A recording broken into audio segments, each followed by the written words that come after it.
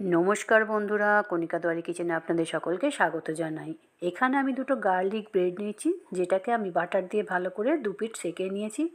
আর যেভাবে ব্রেড পকোড়া বানাই সেভাবে আলুর পুর বানিয়ে পুরটাকে আমি দুটো ব্রেডের মাঝখানে দিয়ে দিয়েছি। বেসনের জায়গায় আমি নিয়ে নিয়েছি দুটো ডিম, তাতে একটু নুন দিয়ে ভালো করে ঘুলিয়ে নিচ্ছি। তারপরে এই প্যানের মধ্যে অর্ধেকটা আমি ঢেলে দেবো, তার উপরে ব্রেড দুটো বসিয়ে দেবো। এইভাবে একদিকটা সেঁকে নেওয়ার পর অপর পিঠটাতে আবার উল্টে যে ডিমের ঘোলটা ছিল দিয়ে আবার এতে বসিয়ে দেবো।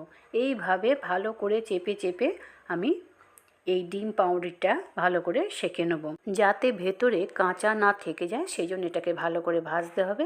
রান্নাটা পুরো কমপ্লিট।